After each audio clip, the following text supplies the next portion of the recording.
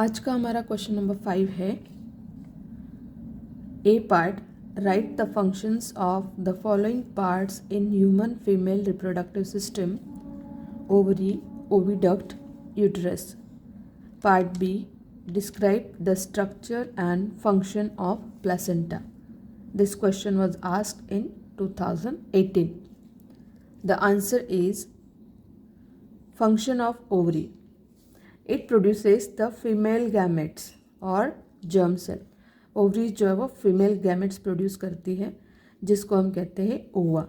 ओवा is the plural, ovum is the singular form of this word. Okay, so ovary का function क्या है? To produce the female gametes or germ cells called ova. It also secretes the female sex hormone such as estrogen and progesterone. ये दोनों hormones जो है they are secreted by the ovary. तो if 1 mark question is there 1 mark के लिए अगर पूछा है तो आप एक फंक्शन उसका लिखना है, 2 पूछे हैं तो 2 फंक्शंस आपको उसके लिखने हैं. Okay, the next is oviduct. It is also known as fallopian tube. It carries or transports the ova from the ovary to the uterus.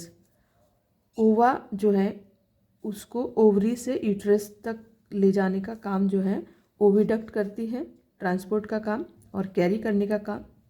क्योंकि ओवा जो है और एग्स जो है they are produce in the ovary.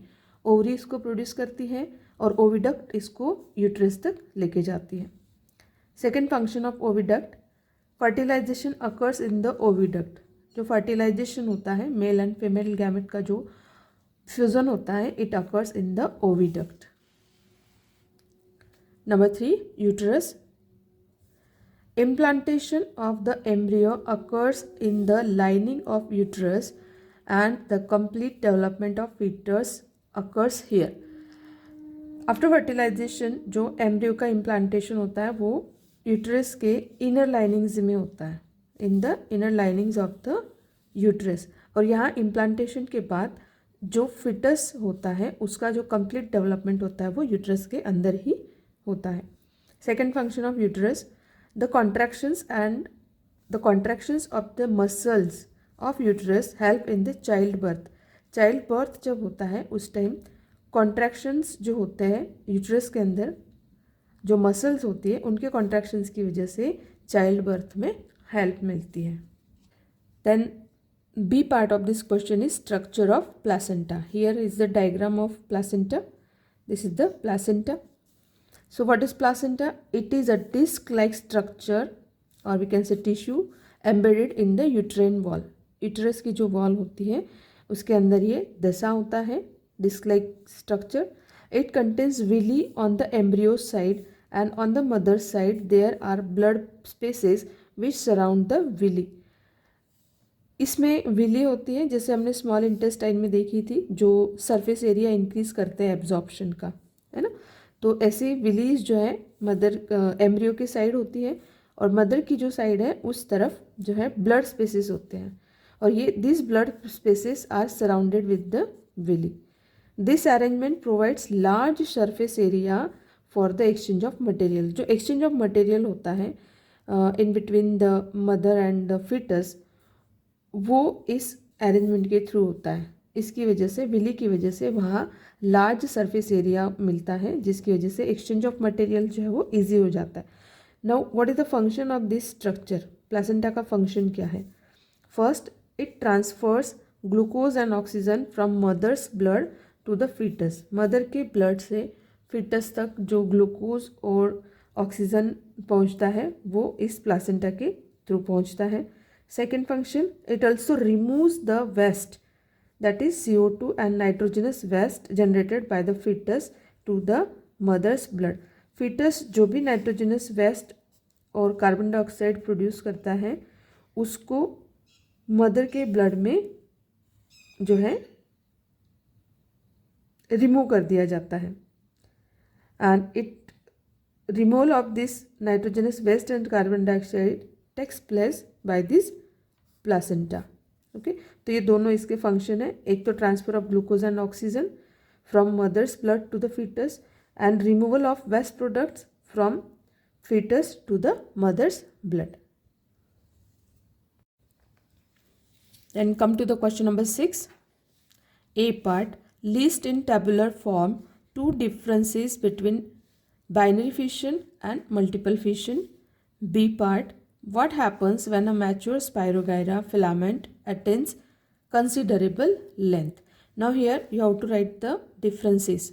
Two differences you have to write in tabular form. Tabular form means table बना के. So here we can make this table like this,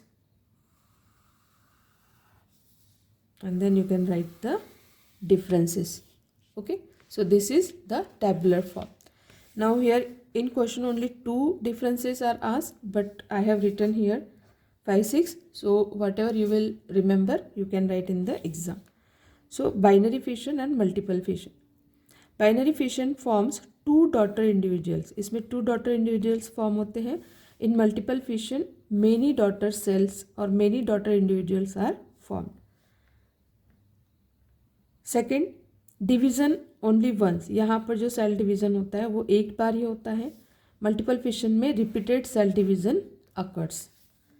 number 3, it takes place in favourable condition. Binary fission जो है वो favourable conditions में होता है, बल्कि जो मल्टीपल फिशन है it takes place in favourable as well as unfavourable condition. दोनों कंडीशंस में ये हो सकता है.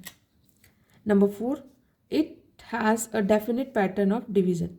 बाइनरी फिशन में डेफिनेट पैटर्न होता है डिवीज़न का, but in multiple fission there is no definite pattern of division. यहाँ पर कोई भी डेफिनेट पैटर्न ऑफ डिवीज़न नहीं होता है.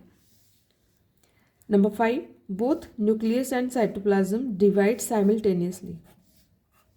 न्यूक्लियस और साइटोप्लाज्म जो है वो एक साथ यहाँ पर डिवाइड होते हैं. इन multiple fission first nucleus divides and is surrounded by the cytoplasm. यहाँ पर पहले न्यूक्लियस का डिवीज़न होता है और उसके बाद जो है साइटोप्लाज्म का डिवीज़न होता है. Number 6, example. Binary fission occurs in amoeba, bacteria and euglena, while multiple fission occurs in plasmodium and algae. Mostly the parasites, they divide by multiple fission. Number B or part B of this question is, what happens when a mature Spirogyra filament attains considerable length?